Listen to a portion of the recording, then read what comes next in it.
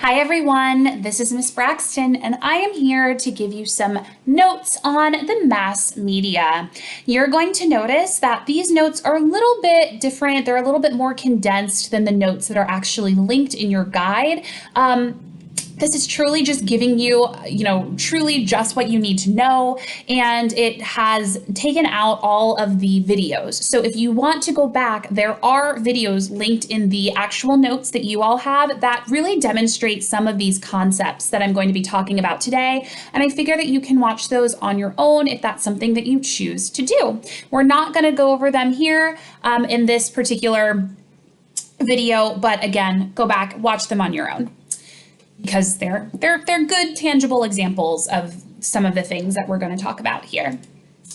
So the first thing that you need to know about media is that it is one of the 4 linkage institutions that the College Board wants you to pretty much be able to regurgitate at any moment. We've already talked about 2 of the 4, and those were political parties and elections. This unit, we're talking about media and interest groups. Those are the other 2 linkage institutions. And we know that linkage institutions are things that connect the people and their government. They link them together, and mass media is really, really integral in doing this. It is a key linkage institution, and we're going to talk about a little bit later about exactly how that is that the media is so effective in connecting us with our government, or connecting people with the policymakers. In general, it tells the people it tells the government what the people are thinking, right? If the media is focused on something, then people are going to start caring about it, and then the government in turn is going to start caring about it because they care about what people think. They want to be reelected, they want to keep power, they want to be effective. And so the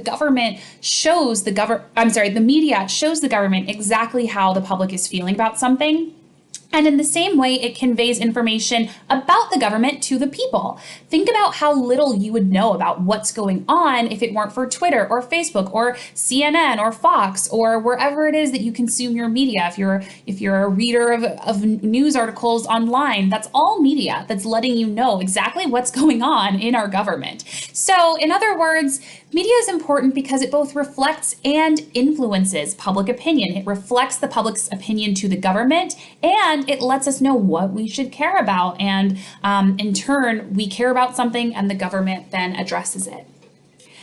We're going to talk about these 4 roles, but something that we really value in America is not just press, but free press. So one of the things that is important about a free press is that it holds government leaders accountable. We're going to talk about this watchdog role of the media and how really we depend on the media to do some of our dirty digging on our government. If the government is doing something wrong, the media is going to report on that. And we typically value that in a democratic society. In places like Russia or China or North Korea, the media is not allowed to do that. The media can't point out flaws in the government, but we actually value that role of the media here in America. Another thing that it does is that it publicizes issues that need attention. So basically, if we didn't have the media to kind of highlight ideas for us, again, it would be the government. We would have to depend on the government to let us know what's going on. And in countries where that happens, they're far less democratic. The people are far less informed. In many cases, they are intentionally misinformed about issues. And so we care a lot that we have a free press that's going to give us some details about what's going on. Also, we love the press because once we know what's going on, we can then make decisions. We make our decisions about who we support, who we vote for, how we feel about issues, because the media has taught us about these issues. They have informed us, and then we can then act appropriately or accordingly to how we feel. And then it connects us with each other. We are able to connect. We're able to communicate and know how people are feeling and know how issues affect people within our society. And a lot of media gives us a forum for public discussion, right? If you're on Twitter, if you're on Facebook, you actually literally get to connect with other people, maybe from all the way across the country, and figure out how they feel about issues as well. So we really love free press. It's super important. We value it.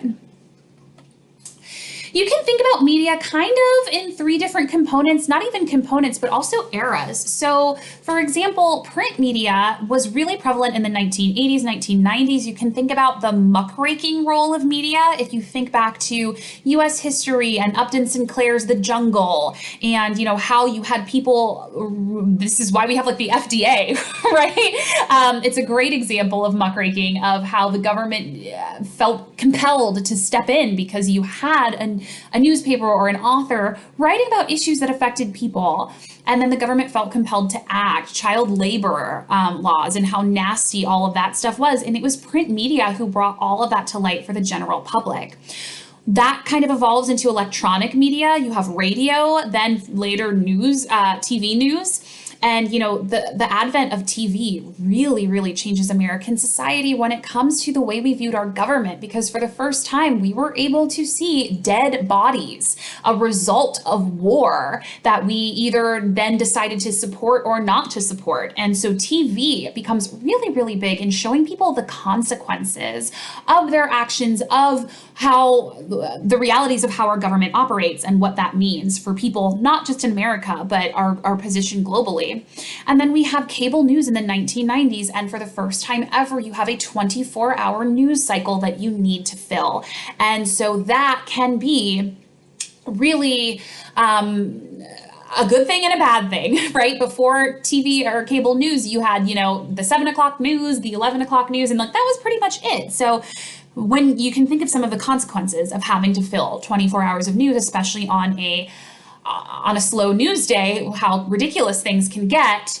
There's a clip there about, I don't know, I think it was a Jon Stewart clip, if you want to watch. That was one of the videos where he really talks about, or maybe it was Stephen Colbert, how ridiculous things can get.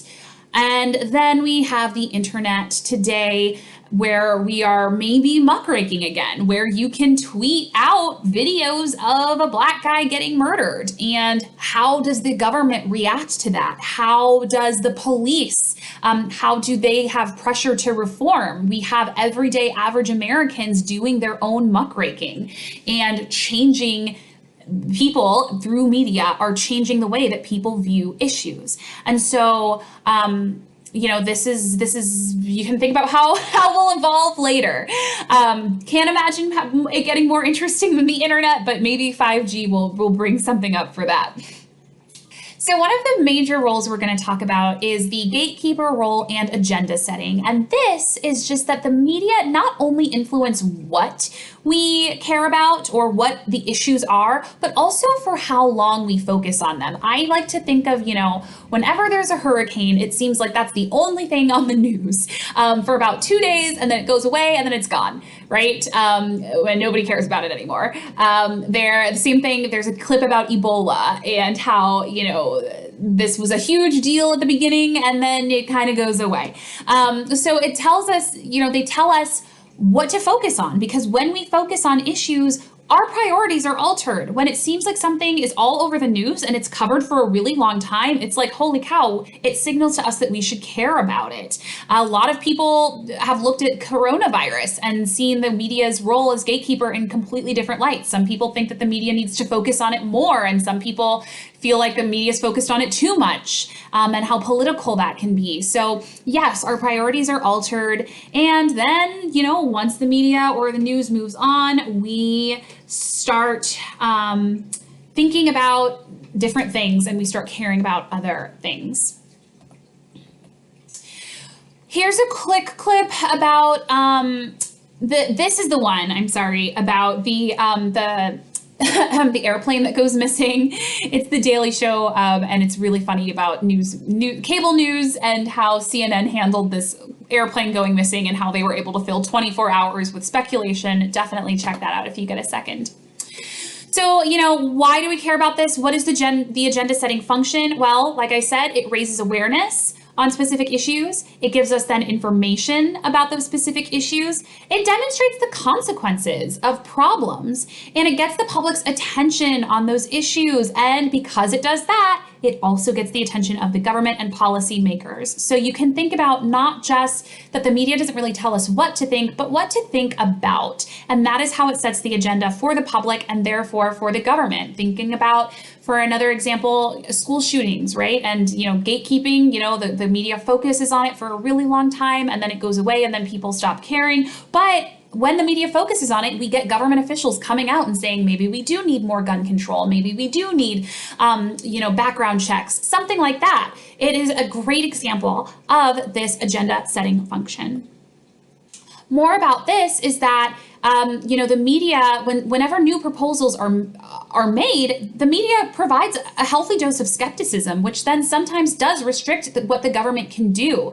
Thinking about the wall and Donald Trump wanting to build the wall and how that policy issue got a lot of skepticism by the media. And it's been really hard for him to implement that particular policy. Also, we've just talked about this. The media finds a problem, the government has to address it, and then that sometimes expands what we think the government should do about that problem. I think about student loans and how, when the media covers how much student loan debt there is, that makes people feel like, okay, the government needs to forgive these loans. And that is something that seems kind of outside of the scope of the government, but yet something that the government has thought about taking a bigger role in. I know that President-elect Biden has talked about how he wants to, in the first 100 days, forgive a lot of student loan debt. And so, yes, the media can focus the scope of government based on what it decides to cover and what it does not decide to cover. If the media is not going to cover, some super obscure policy, then the people won't care about it, and then the government can act basically however they want with that policy. Something else that the media does is that it primes people. Priming is a way for the media to basically put something in, adjust the public's expectations, essentially. It provides this context for public discussion, and it sets the stage for how we understand certain issues.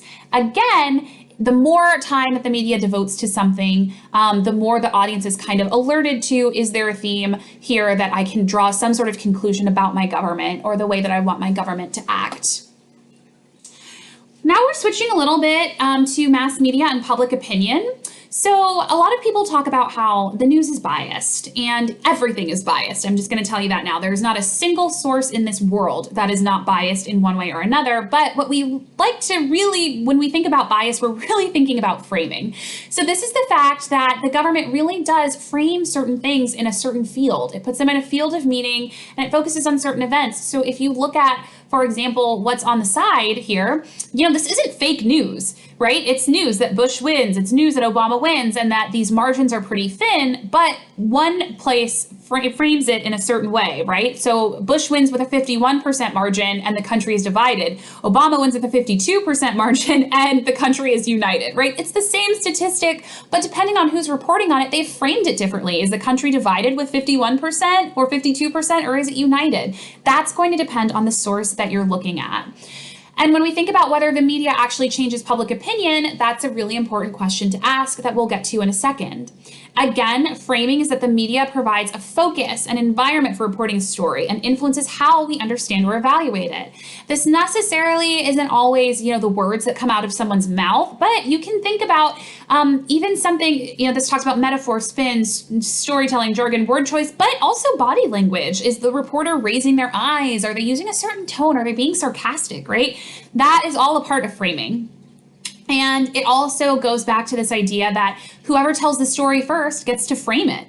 And we have a rush to tell stories first in the media, and you get to kind of persuade people early on. So framing is how the media gets all of its power. It's how it keeps its appeal to certain audiences, because you're going to frame things the way the audience you're going out for wants to hear it. And we'll talk about that in a moment as well. Another important role is the scorekeeper role, also known as horse race journalism. This is the fact that the media really does help to make political reputations. They report like polls. I mean, I know we were probably all looking at the polls like crazy during this last election, but we get to know who's up and down in the polls because the media does treat polls like horse races, and very large decisions about whether or not to keep your campaign going, how many people to fire, how much more money you need, that's influenced influenced by polls.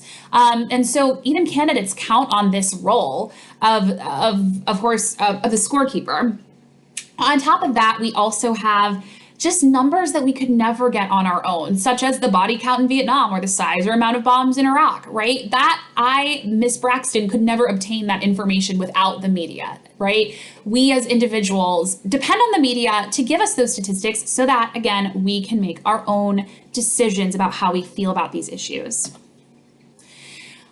There's a really good clip here, if you want to watch that on your own, about the Iowa caucuses and how the scorekeeper or how horse race journalism affected the decisions of candidates in that race.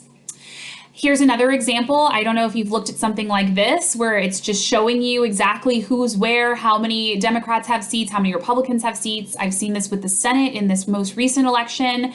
And again, we have the media to tell us exactly who voted how by race, age, gender, sex, whatever you need, they've got it. And we depend on them for this because, again, could never dream of collecting this kind of information on our own. We need the media to report this so that we can act accordingly. Here's that watchdog role that we as a free press love. The government tells us what's going on with our leaders, what's going on with our candidates, what sort of dirty deeds did they do in the past that might affect our ability to like them or to vote for them. They follow those front-runner candidates and then they report on them. We know that for Watergate, that was broken by the Washington Post, could never have happened in a country that didn't have a free press. And so we value this role, this watchdog role. And when we think about, well, does the media actually impact politics? Here is a chart of how many people actually tuned into each news story. Explosion of the shuttle Challenger, that 80% of Americans tuned into that, as compared to a Supreme Court decision that upheld campaign finance reform. 8% of the American public tuned into this. So when you think about, does the media actually really impact politics? Do people really care about like these bills that are passed? Looking at this chart, maybe not. Here's a great a search engine reported back. What were people looking up before the 2008 election? Gotta tell you, it wasn't really about policy. It wasn't really about the backgrounds of either of the two major candidates. You got Bristol Palin coming in, or Sarah Palin, who was the vice presidential nominee, coming in underneath Lindsay Lohan and Dragon Ball. And you got her daughter here before you've even got Obama. So do people really care about like the substance, or is there something else going on with what the media wants to focus on? Either way, we know that the media has focused less on substance. Here is the amount of time that major networks have devoted to covering political candidates, and you can see how much that's really kind of shrunken over time and how that might be a really bad thing. We know young people look at TV less, look at social media more, and as a whole, we all look at TV news less today than we did, let's say, in 1974. So how is this changing, right? How are we thinking about the way that we consume news? Well, we consume news thinking more about candidates, more about personality, and less about parties and substance. We call it personality politics. You know, a lot of people didn't really care for Donald Trump's policies, but they found him to be charismatic and energetic and, off the wall, and that appealed to a very large group of voters. And it's easier to focus on one person, for example, the president, than groups, for example, Congress or the Supreme Court. The president has what we call a very large bully pulpit. This means that he has a huge platform to be able to speak his mind and actually have people listen. The same way that, let's say Nancy Pelosi has a bigger bully pulpit than like Jerry Connolly. Because she is one person. So the president has the biggest bully pulpit, though, of everybody. He speaks with one voice, whereas Congress has many voices. He is a representative of the nation, whereas Congress just represents these smaller districts. And, he is more powerful. He has the power to veto an entire bill that potentially 535 people have voted for. The president can just undo all of that. So we do focus more on the president and, in general, more on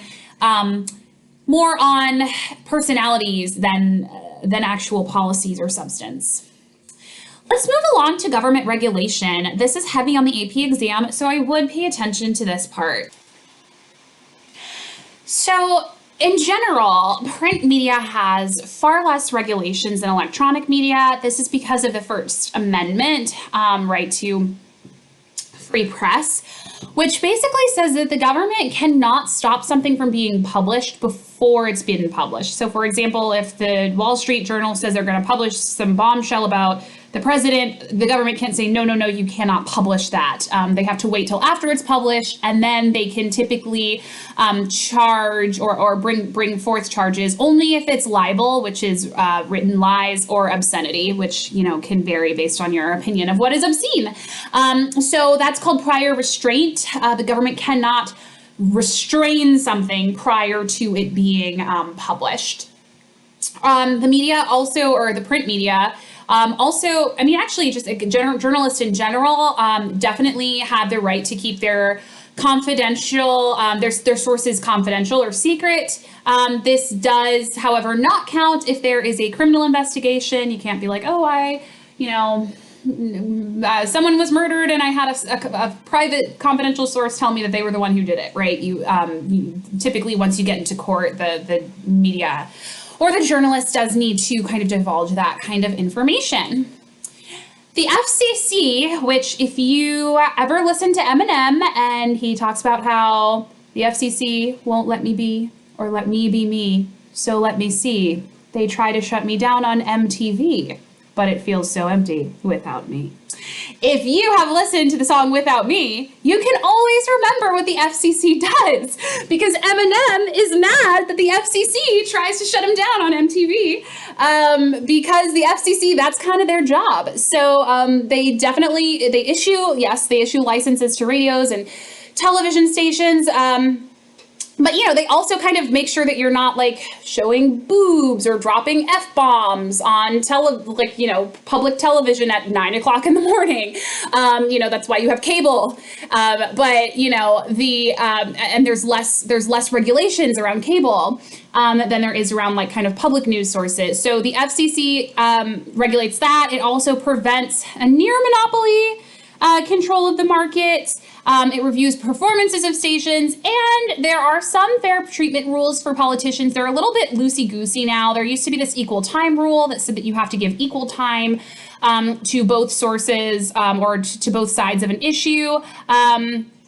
In 1987, they abolished this fairness doctrine, which basically said that they had to give equal time to opposing views if there was a controversial issue. This is still followed somewhat just because a lot of stations like to maintain their integrity with their audiences, and so they kind of self-regulate on that issue, but it is no longer an actual rule that stations have to follow. There has, in that vein, been a movement to deregulate the airwaves. So this is, the fact that the argument is that if stations want to appeal to a broader audience and they don't want to alienate certain viewers, they will regulate themselves, because people want to know that they can turn on a station at 12 o'clock in the afternoon and not hear profanity or not see nudity or whatever that is. And so, it shouldn't be the government's, job to do that. It should be up to media themselves, so that they can, if they want to broaden their audience, if they want viewers to view their station in a certain way, stations should be able to decide that for themselves. The Telecommunications Act of 1996 really led to a diminishment of how many companies own different stations. So it basically allowed for one company to own up to 45% of the media in a market. It also allowed for companies to own newspapers and TV stations, and radio companies can own up to 8 stations in a market and unlimited amounts nationally. Holy cow, basically all of our media comes from 6 different places, which is really concerning to a lot of people, because that means you only have 6 different views, 6 different people. All of our free press is really reliant on these companies' ability to do what is right and what is just, and a lot of people have a problem with that. We're going to get to that in just a little bit as well. There was this thing called net neutrality. Basically, it said that internet service providers had to treat all data on the internet the same. This was repealed in 2017 by the FCC, but Democrats did vote to save it. Basically, it would have allowed, let's say Miss Braxton has Verizon for my internet. Verizon could say, Miss Braxton, if you want to get onto Facebook, you need to buy a social media package. And with that social media package, you will get access to Facebook, Instagram, Snapchat, and TikTok. And if you don't buy the social media package, then either you won't be able to access these websites or they're just going to be really, really annoyingly slow. And so a lot of Republicans kind of liked this idea because if you're for businesses, you know that this is going to be something that, is going to increase markets. People are going to shop around. Maybe I don't want Verizon then because maybe their social media package is $15.99, but I can go to Cox and get it for $13.99. But people really pushed back on this, saying the argument being that the internet has become a utility and the government has protected price gouging basically on utilities like water and air conditioning or electricity, that kind of stuff. So the argument was like, hey, the internet has become a utility. And lots and lots and lots of going back and forth, but we still have net neutrality. I do not think that in the future it's going to be, at least under President-elect Biden has kind of talked about protecting net neutrality. It's really, really unpopular with a lot of Democrats. So probably you're not going to be having to be charging more for social media packages anytime soon. Here's what I was talking about with that media consolidation. It is crazy sauce about how few companies actually own 90% of all of our media. And this is in 2012. I bet it's even worse. I just really like this graphic. But it's really, really bad when it comes to what we watch, what we listen to, and what we read is also pretty bad. News Corp owns the top 3 newspapers on 3 continents, and they don't even pay that much in taxes. So we really kind of, this is something to maybe be concerned about and to think about whether it is concerning to you, that we are really, really, there's very, very few hands that are controlling all of the news and all of the media that we're consuming. Speaking of news, where do we get it from? Most of us are watching TV of some sort, either local or cable news. It is less and less and less over time that we have been consuming news through newspapers. This is kind of a dying breed of news. I know I subscribe to the New York Times and maybe I have the Washington Post, but it's definitely not hard copy. It's on my phone or on the computer, and this is a trend. How this trend looks by generation, this kind of ends with me. I'm a millennial. You guys aren't on here. If you were, I would think that Facebook would not be your big thing. I think you guys get most of your news from Twitter and Insta. But this shows generational differences in how we consume our news, how social media has kind of risen as a form of getting our news. Now let's talk about what we watch.